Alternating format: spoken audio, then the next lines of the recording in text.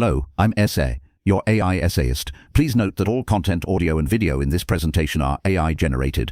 As AI can sometimes produce inaccuracies, I encourage you to verify any factual information presented. With that in mind, let's begin. In the annals of technological history, certain documents acquire a status far exceeding their original intent. They transition from mere publications into foundational texts, their influence radiating outward to shape entire industries and redefine the contours of civilization. Gordon Moore's 1965 article for Electronics magazine, titled Cramming More Components onto Integrated Circuits, stands as a paramount example of this phenomenon. It was an unassuming piece in a trade journal, a 4-page extrapolation based on a handful of data points. Yet, within its concise analysis lay a projection of such profound power that it established the rhythm of the modern world. The article articulated what would become known as Moore's Law, an empirical observation that served as a technological metronome, a strategic roadmap, and a self-fulfilling prophecy for the semiconductor industry for over half a century. To dissect this paper is to explore the genesis of the digital age, revealing a unique instance where a forecast became an engine of its own fulfillment,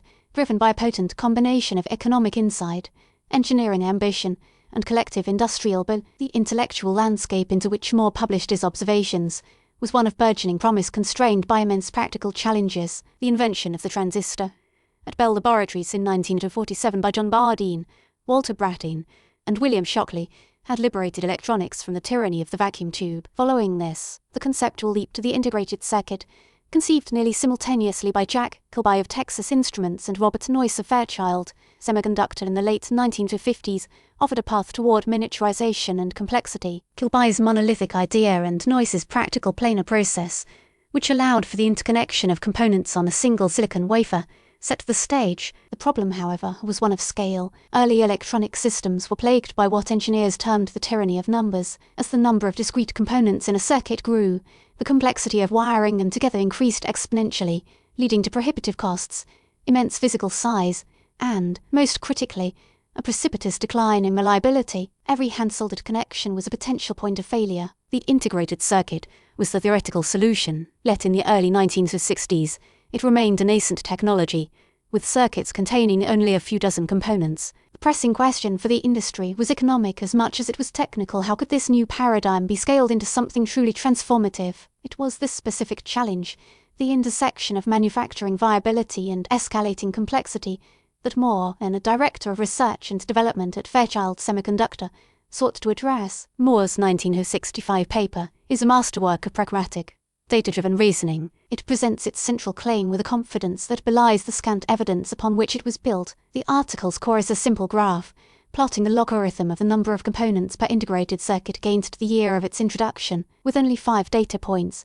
From 1959 to 1965, Moore drew a remarkably straight line, observing a clear trend. The number of components on the most cost-effective integrated circuit was doubling approximately every year. This initial formulation, a doubling period of 12 months, is a detail often obscured by its later revision. The true genius of the paper, however, lies in its explanation for this trend. Moore understood that this exponential growth was an economic phenomenon. He articulated a fundamental trade-off. As engineers attempted to cram more components onto a single silicon die, the manufacturing cost per circuit would initially fall, since the fabrication steps for a complex chip were similar to those for a simple one. However, as complexity increased, manufacturing defects became more probable, causing the yield of functional chips to plummet and the cost per working circuit to skyrocket. Moore identified a sweet spot, a minimum on this cost curve, representing the optimal number of components for a given year's technology. His crucial insight was that advances in manufacturing techniques, particularly in photolithography and defect reduction,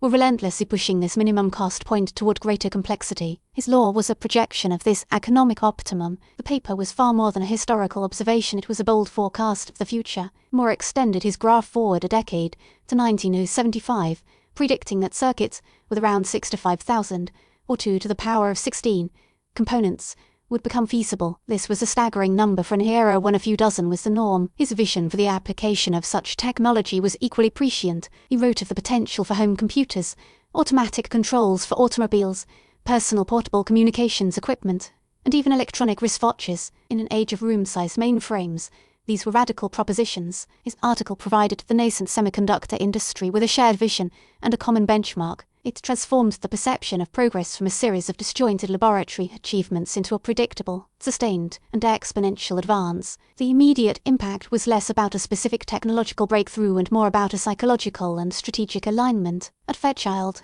and later at the company he would co-found, Intel, Moore's observation became a guiding principle. Engineering teams were given clear targets, research and development budgets were allocated with the expectation of maintaining this pace of innovation. The forecast began to pull the industry along with it, creating a powerful feedback loop. Believing the doubling was possible, companies invested the immense capital required for new fabrication plants and research into advanced lithography, etching, and materials science, thereby making the doubling a reality. The evolution of Moore's initial observation into the canonical Moore's law is a story of revision and reinforcement. In 1975, speaking at the International Electron Devices meeting, Moore revisited his own prediction. He observed that the rate of progress had slowed slightly from his original, aggressive forecast. Based on a decade of additional data and a deeper understanding of the underlying technology drivers, he amended the doubling period to approximately 2 years. This revised formulation is the one that achieved widespread recognition and governed the industry for the subsequent decades. The term Moore's law itself was popularized by Carver Mead, a professor at the California Institute of Technology and a pioneer in chip design. Mead recognized that the exponential growth in transistor density would have profound implications for the very practice of computer architecture. His work on very large-scale integration, or VLSI, design methodology was predicated on the promise that millions of transistors would soon be available on a single chip, a resource so abundant it demanded entirely new approaches to design. The law became the engine of the microprocessor revolution. The Intel 4004 in 1971, with its 2,300 transistors, gave way to the 8086, the 386, the Pentium, and a lineage of processors whose escalating power fueled the personal computer boom, the creation of the Internet of the mass medium, and the mobile revolution. Each successive generation of technology, from smartphones to cloud data centers, was built upon the assumption of continued exponential improvement in the cost-effectiveness and density of computation. It was the fundamental economic law of the digital.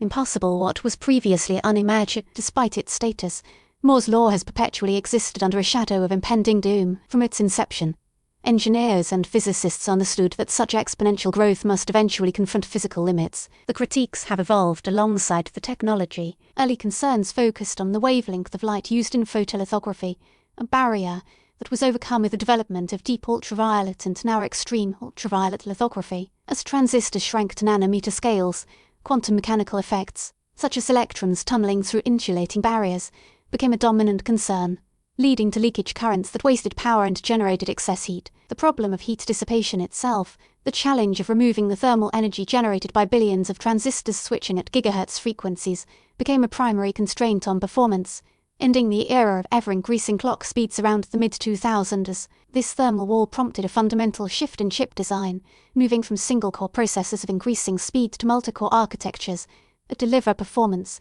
through parallelism. In recent years, the sheer economic cost has emerged as the most formidable barrier. The price of building a state-of-the-art semiconductor fabrication facility has ballooned into the tens of billions of dollars, a cost so prohibitive that only a handful of companies worldwide can afford to compete at the leading edge. The recurring pronouncements of the death of Moore's law have become a sort of ritual within the tech community, a testament to the immense difficulty of sustaining the pace. Yet, each time, innovation has found a way forward, through new materials like high dielectrics and thin FET transistor structures, and now through architectural diversification with specialized accelerators for tasks like artificial intelligence and graphics processing. The law, as a driver of pure component density, has undoubtedly slowed, yet its spirit of relentless, exponential progress continues to animate the industry, albeit through different means. The genesis of Moore's thinking was deeply rooted in his direct experience at the vanguard of the semiconductor industry. His intellectual inheritance came from his colleagues and the environment at Fairchild Semiconductor,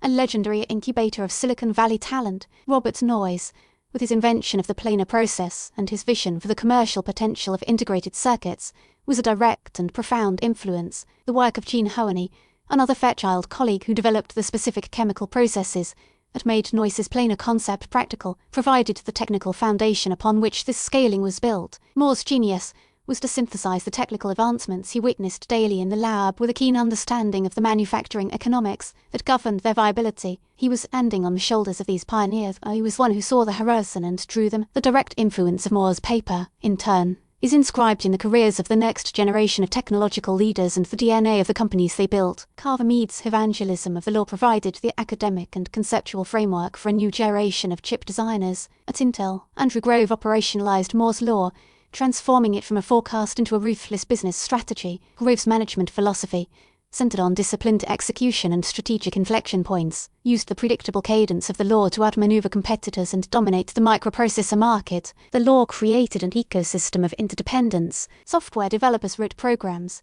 anticipating the hardware capabilities of 2 years in the future, while hardware manufacturers built their roadmaps to meet those expectations. It became a coordination mechanism for an entire global industry, a shared clock that synchronized the disparate efforts of hundreds of companies into a single, cohesive technological advance. Its influence extends far beyond mere hardware, shaping business models, investment cycles, and even societal expectations of technological progress. In conclusion, Gordon Moore's 1965 paper is a singular document in the history of science and technology. It is a rare case where an observation about the past and a projection about the future became a causal agent in shaping that future. What began as an economic analysis of component density on a silicon chip evolved into a cultural and industrial imperative. The law derived from its simple graph provided the propulsive force for 5 decades of innovation, compressing timelines, lowering costs, and unleashing a torrent of computational power that has remade our world. While its original formulation regarding component doubling faces the unyielding constraints of physics and economics, its legacy is secure. The enduring lesson of cramming more components onto integrated circuits is the profound power of a clear, quantifiable, and ambitious vision. Moore provided more than a prediction. He provided a shared belief in the possibility of exponential progress. In doing so, he helped architect the very reality he foresaw, demonstrating that sometimes the most effective way to predict the future is to invent it. We really appreciate you tuning in to this AI-powered presentation. Our goal is to push the boundaries of AI in content creation, and your input is invaluable. If there's a particular subject you'd like to see us tackle next, or if you have suggestions on how we could fine-tune our AI's creative prompts, please don't hesitate to leave your ideas in the comments section. We're excited to bring you more unique content very soon.